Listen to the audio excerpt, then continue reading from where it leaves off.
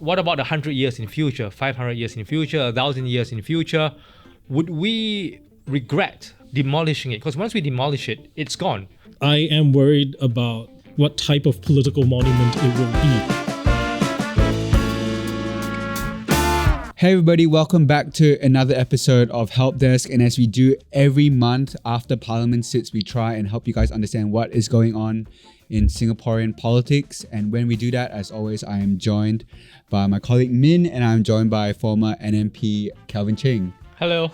How are you doing, Kelvin? Very good, thank you. You told me that the World Economic Forum is in town this week that we're recording. Yes, correct. It's the 20th summit of the World Economic Forum's Young Global Leaders.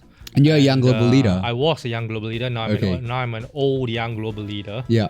So Prime Minister Lawrence Wong opened our summit, and Minister Pritam Singh closed our summit. So it was all very interesting. So we have a lot of leaders from all sectors from around the world now in Singapore. I think there are like 500 to 600 of us. Okay, and what do you guys do when you get together in Singapore? During the summits, we talk about various issues on how leadership has changed in the world and how we can exercise leadership, transformational leadership in various sectors, and how we can help to make the world a better place, given that the world is facing a lot of challenges at the moment. And every time we get together, there are always new issues going on. So we try to discuss very difficult topics. So for example, yesterday there was a closed door session about the Israel-Gaza conflict, where there were Israeli leaders, there were Palestinian leaders, there were Lebanese leaders, and because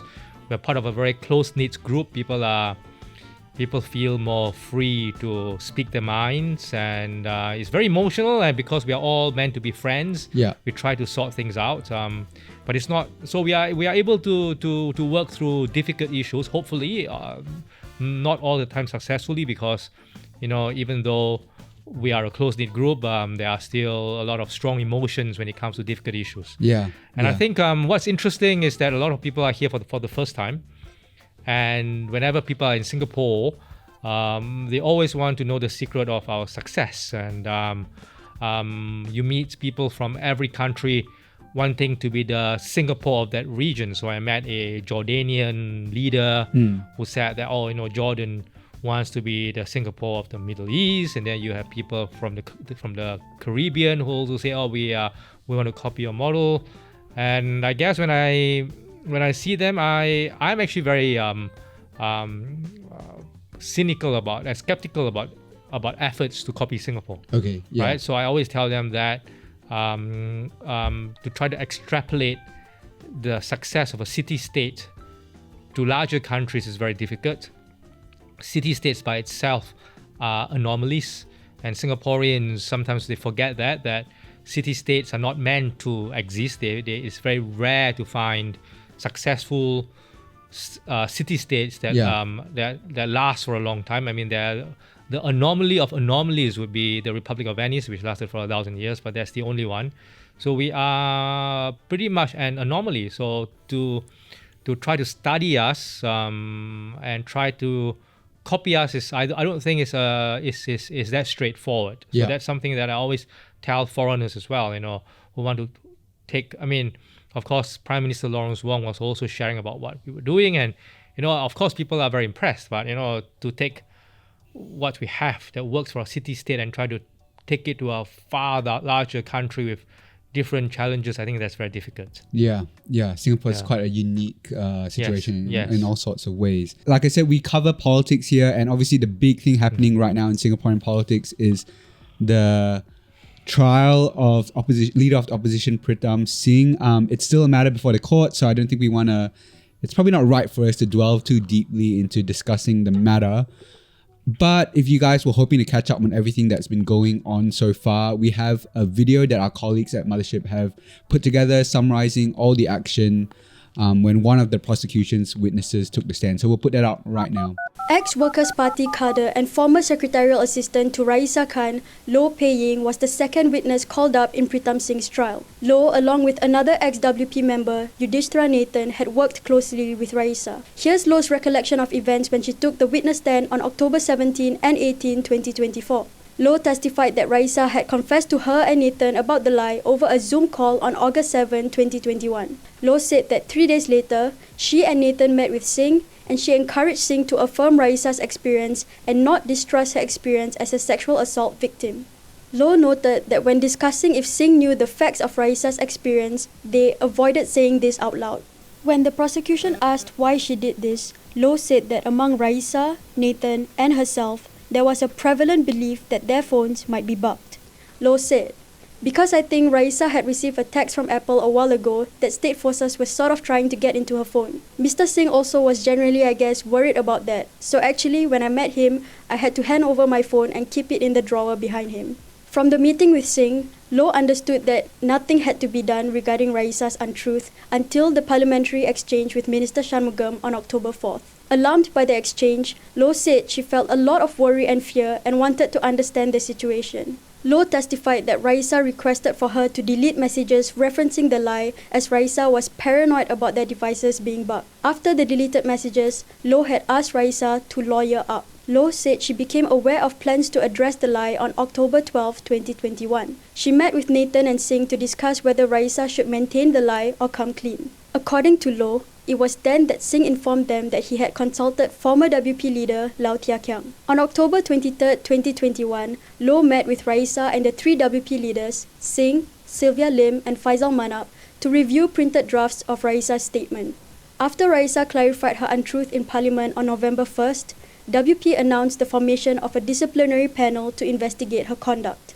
On November 10, a message was sent to WP members regarding the panel, requesting their opinions, which angered Low. Low said she felt members had no business giving comments on the matter when they did not know the true timeline of events, and that the disciplinary panel was performatory. Low later told Singh that he should have clarified the truth in Parliament in October 2021 if he believed it was necessary. Low said in court, "He's the leader of the opposition. It's not just Ms. Khan's responsibility, given he had knowledge that a lie had been done. He also had every opportunity to step up and clarify." During the defense's cross-examination, Low admitted that she lied about the reason she redacted information in a document submitted to the Committee of Privileges in 2021. Singh's defense lawyer, Andre Jumaboy, read out a message from Nathan that stated, "In the first place, I think we should just not give too many details. At most, apologize for not having the facts about her age accurate." Jumaboy pointed out to Low that in her submission to the COP, she redacted the message saying it was about another member of parliament. When Jumaboy asked if this was true, Low said it wasn't. Low admitted she had hidden the message, saying she was worried the documents would become public and that Nathan would be attacked for his comment. Low shared that she had redacted the message after sitting down with senior parliamentary staff and MP Rahayu Mahzam, a member of the COP, for 3 hours to review all her text messages. They reviewed all her messages that were relevant to the COP and agreed on what could and could not be redacted. When questioned by Jumaboy if Rahayu knew that Low was redacting that particular message, Low replied, "No, this redaction is mine, but my position is that she would have seen the message." Low said that in the end she felt that the message was immaterial to the timeline of the case. The next morning, on the 5th day of the trial, Low continued fielding questions from Jumaboy. Referring to a meeting Low and Nathan had with the disciplinary panel on November 25, 2021, Jumaboy asked if Low called Raisa naive and stupid, as reflected in the notes taken during the meeting. Low said she can't remember if she called Raisa stupid, but confirmed she used the word naive. Low apparently also used the term Lao Hong biscuit in her description of Raisa to the panel, and Jumaboy asked what she meant by that. Low clarified that she meant Raisa was susceptible to criticism and could buckle quite easily under pressure. Low said, "What people comment online affects her mental health strongly. That's what I meant." Low completed testifying by lunchtime, and Nathan took the witness stand next. So our colleagues have made quite a few videos like this, basically summarizing what happened when each of the prosecution's witnesses has taken the stand. If you kind of liked what you saw, if you want to find out more, I'll put the links to the other videos in the show description. Okay, today we are recording on the 24th of October. Just before we started recording, news about Oxley Road broke. Basically, that was that the NHB, the National Heritage Board, will study the site of 38 Oxley Road to assess its significance for preservation. Min, Calvin, I know both of you have thoughts on this matter. What do you make of this whole Oxley Road thing? Maybe Min can start. the comparison I always like to bring about is actually the home of Sherlock Holmes, which is a blue plaque building in London On Baker Street. It's located. It's 221B Baker Street, and it's located between 239 and 243 Baker Street. It's not at its correct location, but it's a blue plaque preserved building. I don't think its preservation status is legal, but you'll move heaven and earth if you wanted to try to demolish it. And it's rightly preserved, and it's the home of a fictional detective. We are talking about the home of the founding prime minister, where many incidents of great historical significance to Singapore took place in the basement. The case for preservation is, I would argue, easy to make. So I think my perspectives prior to perhaps this couple of weeks was to demolish it. Even though I need to reiterate that people do not understand that even though Lee Kuan Yew might have a preference for his house to be demolished, he's still a private citizen in the eyes of the law. So if the government of the day decides that his home has historical significance, even though he and his descendants might want it to be demolished, the government can gazette the place and preserve it, regardless of what he willed it. I mean, personally, I was thinking that, listen, being an Asian society, and given what the man has done for Singapore, if that's his preference, let's just do it. But then, again, during these couple of weeks, when I never discussed this with foreigners ever, because I thought it was pretty much a domestic issue. And then the whole news of Lee Hsien Yang being granted asylum happened during the World Economic Forum. He's been granted asylum in the UK, right? Yeah, and a lot of foreigners were asking me what's happening. So I explained to them the issue. And then none of the foreigners could understand why we would even consider demolishing it. And a lot of these people are from long civilizations, old civilizations rather, right? And one of them was saying that, you guys already have so little history. Why would you demolish something with such historic significance? Because it's not only the home of our founding prime minister. I think that apart from that, I mean, there's sentimental value for that, but the historical significance is that a lot of the activities that led up to Singapore's independence, a lot of the documents that led up to Singapore's independence, those events happened in the basement of 38 Oxley Road. So it is a place of historical significance quite apart from being just the residence of Lee Kuan Yew. And one of the people I spoke to was from Mongolia, and in the beginning he didn't really understand what was going on, and then after that he quizzically looked at me and said that the interests of the country should always be above the interests of even your founding father, and he said that place has got historical significance, and Mongolia is a country that is very aware of its own historical heritage. Everywhere you go, I've been to Ulaanbaatar, everywhere you see statues of Genghis Khan and their heritage from. We got a massive statue of him on a horse, right? Correct. Yeah. So I think it takes people from older civilizations to give us a bit of perspective, because people from those civilizations and those countries think in terms of centuries. Yeah. Right? So we are thinking right now as living Singaporeans with living memories of Lee Kuan Yew, as in we remember him having been alive. But what about 100 years in future, 500 years in future, 1,000 years in future? Would we regret demolishing it? Because once we demolish it, it's gone. And I'm sure there are a lot of creative ideas about how we can digitize it, make a 3D, but it's not the same. It's not the same, to have the... And like it or not, historical buildings and monuments, regardless of what Lee Kuan Yew said about Ozymandias, right?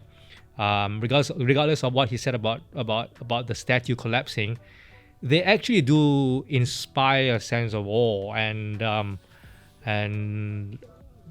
I went to a university that has 1,000 years of history. Yeah. You know, and just being in the presence of these places that has got so much historical significance. You know, giants of history have walked the same halls. Inspire you a sense of awe, and we cannot feel that because we are a very young country, right? So we do not have such old monuments. And I think what Minister Edwin Tong has said today is correct, that let's study the options, because let's not be hasty, because once it's demolished, it's gone. Yeah. So to be clear, both of you are of the opinion that reportedly Lee Kuan Yew wanted the place to be demolished. Both of you are of the opinion that it should be preserved.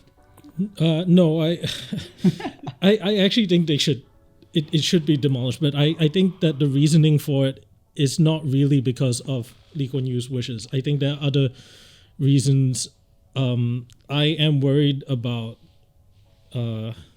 what type of political monument it will be, but regardless of what my personal feelings on the house is, I recognize. I've seen comments that Lee Kuan Yew's wishes are the be-all and end-all of this conversation. Yeah. And I think that's very mistaken. I think that to not acknowledge the value of the house, its historical value, is very misguided. But I also think that brings a second question, where there are two different issues being discussed here. One is the wishes of Lee Kuan Yew, and the other is the procedural element that the government has to and should go through when considering preserving, locations of this type. Yeah. And so, regardless of how strong the case for demolition is, the government must go through the procedure of assessment, of consideration, and then ultimately decision making. It cannot be arbitrary just because a important person has said that their wish is to destroy a historically significant building. The government cannot immediately cross all the steps and just go straight to it. It has to go through the process. Yeah. Can I play like that devil's advocate a little bit? I mean, I'd imagine that what many Singaporeans might feel is that Lee Kuan Yew has given so much to Singapore. He's done a lot for the country. Surely we should honor his wish. So I think there can be maybe, and that is up to NHB, there could be a compromise solution. We could, for example, I think this has been mooted before, to preserve only the basement. Yeah. Because that's where most of the important meetings were held, and demolish the living spaces, because I think that was one of the main concerns of the late Lee Kuan Yew and his wife, that their personal spaces would be invaded. They didn't like the idea of people walking where they used to live. So let's let the NHB do its job. I think there might be a compromise solution where, as an Asian society, we can still respect the wishes of one of our founding fathers, but at the same time preserve the historical significance of the place. Yeah. What if they destroyed it and then rebuilt it like for like part for part? Do you think that would be? For me, that won't work. And again, I have personal experience of this in this twice over. So there was once I was in Beijing and I went to the park across from the Forbidden Palace. There's a tree which the last emperor of China, the last Ming emperor hung himself on. Okay. Then after that, they told me that that's not the original tree, because during the Cultural Revolution, they destroyed a lot of things. The original tree, which was like a few hundred years old, was unfortunately destroyed, by the Red Guards. And even though it was a replica, something changed in me, that it wasn't as significant anymore. The second example I would give is that I spent a lot of time in Warsaw because I have investments there. All of Warsaw, the old city, is rebuilt because the Nazis in their petty vengeance, even though they were losing the war, Hitler gave the order to raise all of Warsaw in revenge for the Warsaw Uprising. So even though the Polish government has spent so much money to build an exact replica of old Warsaw. It's still not the same. It's still not the same because it's rebuilt. And now they are trying to rebuild one of the palaces as well. And I understand that it's better than not rebuilding it, but it's just not the same. Yeah. Interesting. I'd imagine that this will come up in Parliament, in future Parliament sittings, when NHB has done its study and when it has recommendations for what should happen. So you guys can look forward to that. I'm sure we'll discuss it in a future episode. Let's move quickly along to stuff that happened in the October sitting of Parliament. So Minister Pritam Singh, he came out and he spoke about Section 165 and in particular what happened with the former Transport Minister Iswaran. Let's do a quick recap for people who haven't been following or who might have forgotten. Former Minister of Transport S. Iswaran had initially pleaded not guilty to 27 charges, including 2 charges of corruption. When these charges were amended to 2 charges of obtaining gratification as a public servant under Section 165 under the Penal Code, Iswaran changed his plea to guilty. I think to the surprise of many, he was eventually sentenced to 12 months in prison, which is significantly more than the 6 to 7 months that the prosecution was asking for. So I do not wish to comment on the sentence because I do not want to scandalize the judiciary or run the risk of contempt of court. So I'd like to talk more about Section 165 itself because I feel very strongly about it. And there are a couple of things I want to talk about it. Firstly is that it is a very old law and it's actually an archaic remnant of colonial rule. It was enacted in 1871 during the era of Queen Victoria. And there's a reason why we talk about Victorian morals, because that was a time where people were very Puritan about ethics and behavior. Yeah. So nobody had been prosecuted under this law for I think 153 years, right? Yeah. Well, he was the first person to be. So it is. Firstly, I need to point out that it's a very ancient law. It's a very old law, and our ex-colonial masters, United Kingdom, themselves got rid of the law, and only a few ex-British colonies still have a law like that. And the law is very, very Victorian and puritanical because it does not conform to the plain reading of corruption. It's as Minister Pritam Singh has said, it's part of a suite of laws to combat corruption. But the plain reading of corruption, there's always quid pro quo. I give you something and you give me something back. And in almost all countries, that is the criminal definition of corruption. But under Section 165, for public servants, there's no defense, as long as you accept a gift or hospitality, it doesn't matter if I do give you something back, as long as there is a profession, there could be a professional relationship between the public servant and the person who gave the gift. You are guilty. There's no defense. You don't actually have to have quid pro quo. So firstly, it's a very old law, and what the British did in reforming the law was that it folded part of what it had, the equivalent of the Section 165, into a Bribery Act, which is the equivalent of a Prevention of Corruption Act. That where the criminal definition of bribery needs a quid pro quo. Yeah. And the rest of it, they have retained in a code of conduct for their civil service, for their public service, which still makes it a disciplinary offense, a sackable offense. Yeah. If you do take gifts and hospitality from, if public servants take gifts and hospitality from people they could theoretically have a business relationship with. So in jurisprudence, we always make the distinction between something that is morally wrong and criminally wrong. So what we are saying, what I'm saying as well, is that those acts covered under 165 are still morally wrong.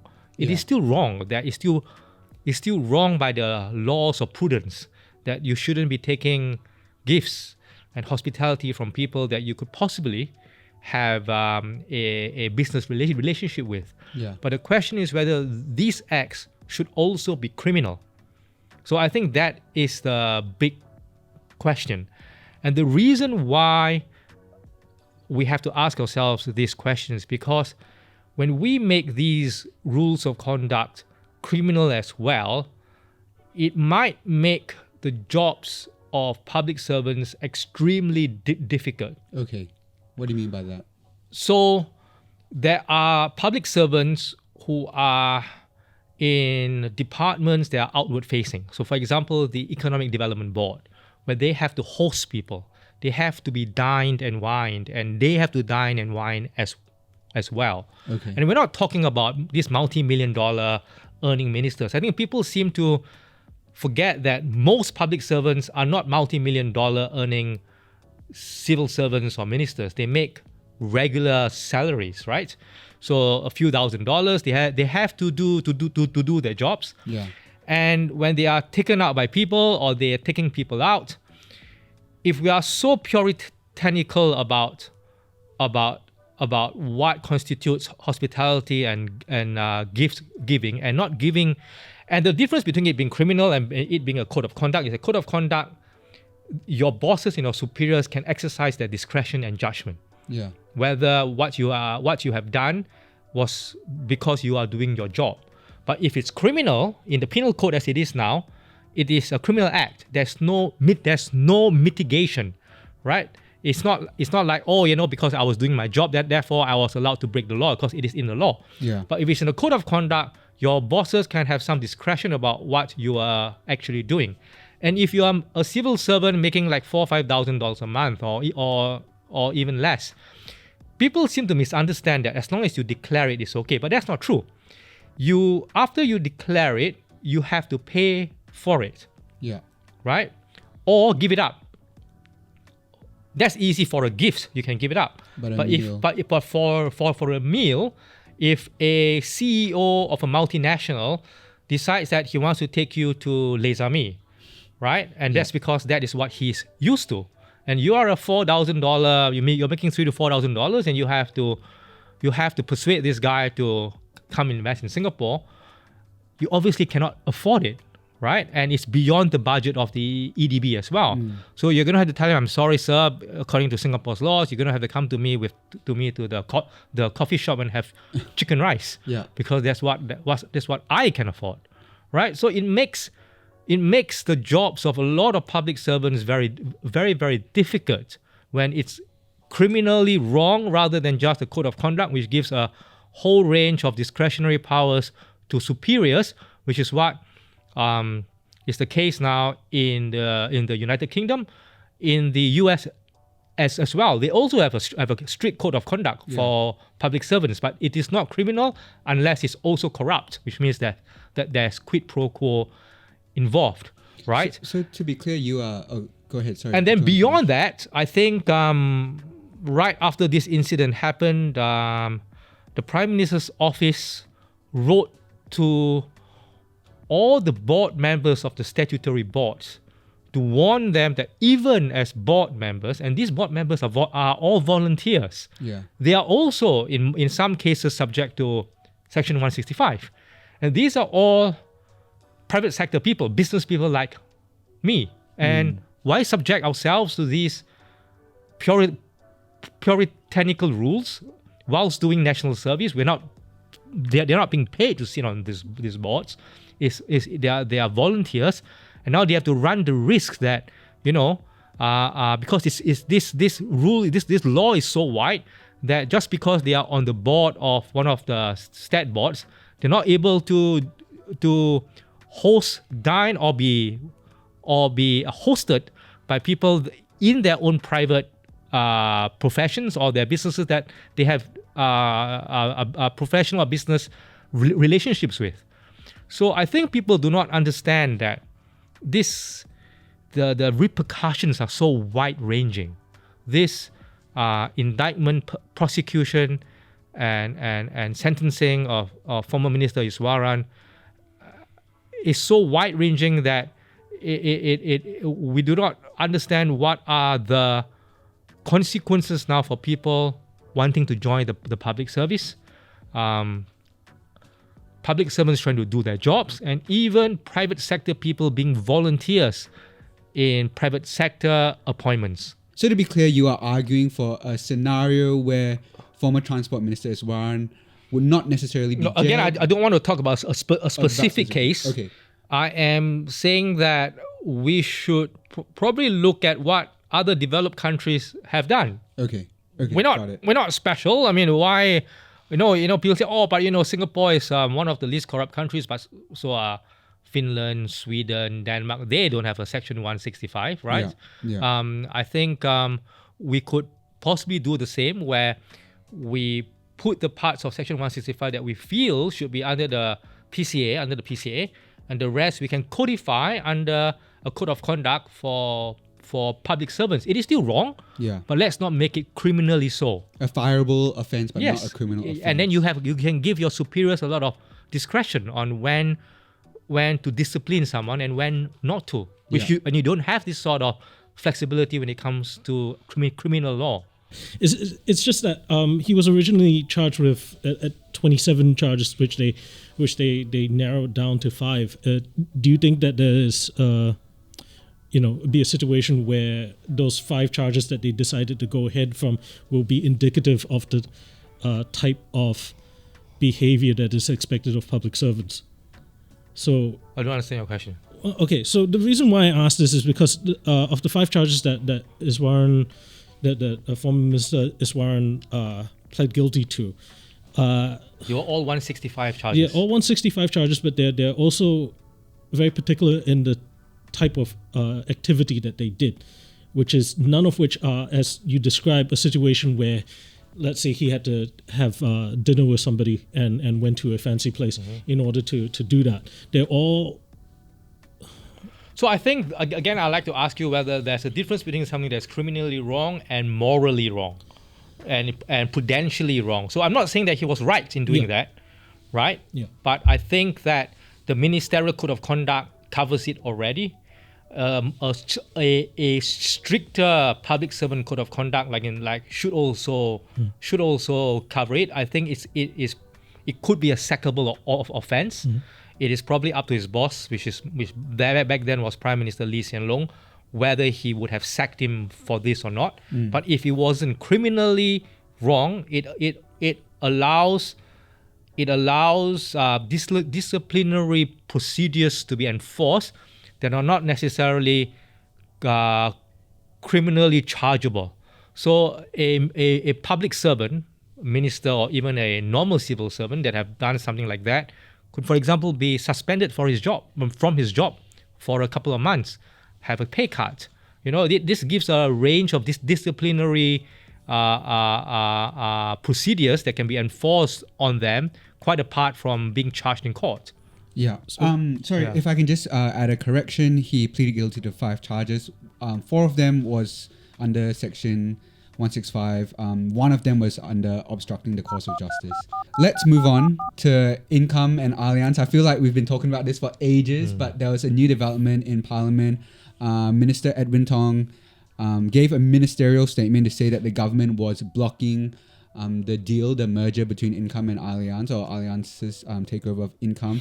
And before we get into the specifics, maybe for those who are not aware, and Calvin, maybe you can answer this since you were actually in Parliament, you were a parliamentarian, a nominated member of Parliament. What exactly is a ministerial statement, and how does it differ from anything else that someone might say in Parliament? Well, a ministerial statement is quite apart, because we normally have an order book, right? And this includes bills to be passed, questions to be asked, and then.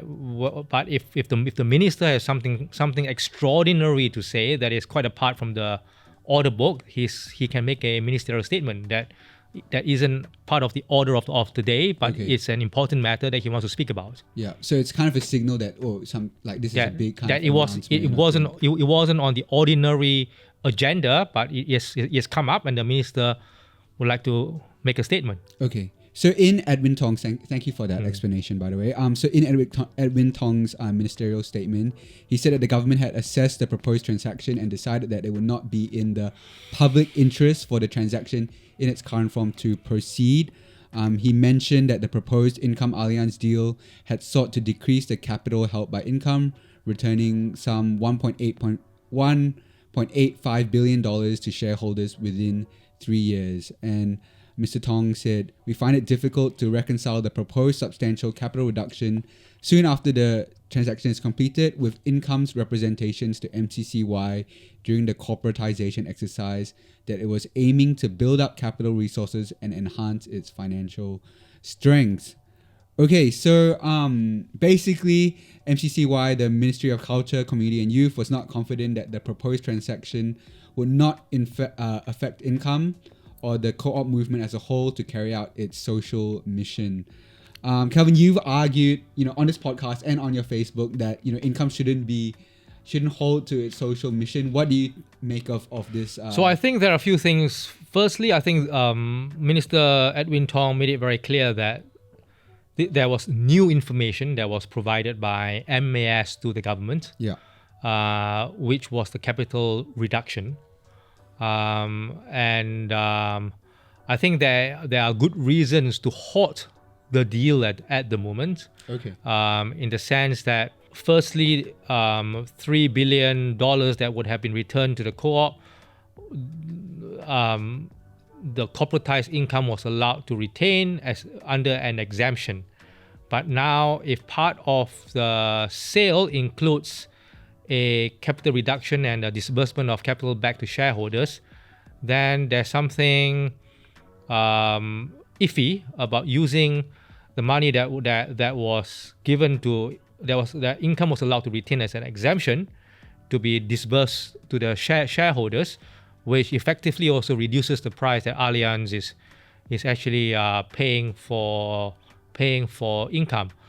So I think that there is good reasons to say, let's halt the deal at the moment. Okay. I'm worried about a couple of things. And wait, hold on. But before that, I think I need to point out that the reasons for halting this deal is very different from the reasons that were being given by people such as Tommy Cole. Okay. About why we should halt the deal, in the sense that, hey, it's a national treasure, it's Income has history, Income has a social mission, it shouldn't be owned by foreigners. These are very, very different. This is a very different reason from what these detractors gave, which was actually refuted and rebutted in the August parliamentary session, including one of the former CEOs of NTUC Income, who also gave a lot of other reasons, and he was also those were also addressed on August the 6th. But this particular piece of information is new, which caused the government to take a step back and say, listen, we think that the deal as it stands should be blocked. Yeah. But the government was at pains to emphasize that they are not in principle against a foreign company acquiring Income. Yeah. They are not against Income being acquired, and they are not against Allianz putting in a new bid if they can mitigate these problems that have been pointed out by MAS and the government. I think this is very important because we do not want foreign investors to think that nativist Singaporeans have the power and the clout to pressure the government into blocking deals just because they feel that a Singaporean asset shouldn't be bought by foreigners. So I think it is very important to signal to foreign investors that the reasons for blocking the deal now are very specific. It's not generic. We are not caving in to nativist demands, to populist demands, and we should never do that. and we should never be emotional about selling off a Singaporean asset just because it is Singaporean, unless there are national security issues. Yeah. So I think that's number one. The second thing that I'm a bit uncomfortable about is having to rush through a law in order to block the deal. Yeah. So even though the intentions are good, I think the PAP has been criticized a lot for being able to push through legislation without enough discussion because of its parliamentary dominance. Yeah. And I think this is going to give its critics even more ammunition that, hey, even though it is for the good, I'm a bit uncomfortable that the PAP has to pass a law in order to do something that was wrong in retrospect.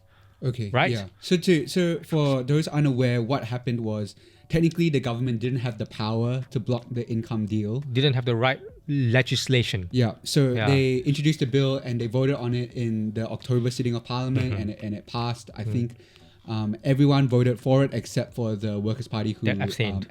Yeah. So I think I hope, I'm not sure whether Allianz is going to be put off, that they are going to sit down with Income and maybe work through the details and come up with a new offer. I think given their financial wherewithal, I think they have the ability to come up with a new offer. The only thing that might be a bit more difficult for them would be the definition of social good. Yeah. I think that's up to discussion, and that's why I'm so uncomfortable about this social mission, is that this social mission is so ambiguous and vague, right? I think it's so difficult for private enterprises to evaluate whether it's actually achieving a social mission without when we're not even sure what this social mission is. Yeah. Which is why I've always argued that the social mission of healthcare should fall on the government itself and not on private enterprises. Min, I know that you have some thoughts on the whole Income Allianz thing. We discussed it a little bit just before we started recording. Would you be able to share some of them with us? Yeah, I feel like one of the things that has been undergirding all the discussions we've had about things that are happening in politics and parliament, it's really about a difference in expectations between the public and the government, and in this particular case also the sort of the leadership of NTUC Income and everyone else. I mean, when going through social media comments, which is always a bit of a minefield. There's this. I mean, I take Calvin's point about where the social mission should lie, but it's also clear that not everyone feels this way. They're not very able to articulate what the social mission may be or should be, or who should carry it out. But the feeling that NTUC, and I use this word very cautiously, owes them to a certain extent is definitely there. I would argue that the language with which they used to frame it is not great, but that sentiment I feel speaks from a true place, and it is a sentiment that I feel repeated over and over again. And I really, the part that troubles me is really how does the government or the leadership of any large group really bridge that difference in expectations between what its supporters hope it can achieve versus what it can do through its legal and policy mechanisms. So for those people with that expectation, maybe some reprieve now that the government has halted the deal, but they can in the future when the deal does go through. Yeah, it wouldn't be. I mean, disappointment bound again. No, I mean there are ways around it. Like if the government actually does manage to very, very clearly articulate where the parameters of the social mission is, who carries it out, who's responsible for it, and what it will ultimately do, it can assuage the worries of people. Because in a sense, like, it doesn't really matter who owns NTUC income if the things that you need it to do, regardless of whether it should be doing it or not, is in fact covered. So like healthcare, if you are assured that your healthcare safety net is there, the means through which it actually comes true, that can be malleable. Well, this is another one to keep an eye on, I think, in the future when the deal is restructured, and we'll see if Allianz comes back to the table. I believe that, that is kind of undergoing right now. So you guys can wait till a future episode where we might discuss the Income Allianz deal again. I think Oxley Road will come up again soon, so you can wait for that. But in the meantime, that's all we have time for today. Thank you very much. Thank you so much for joining me, Thank Calvin. you. Thanks so much, Min. We'll catch you guys in the next episode. See ya. Thank you. Help Desk is powered by Audio Technica.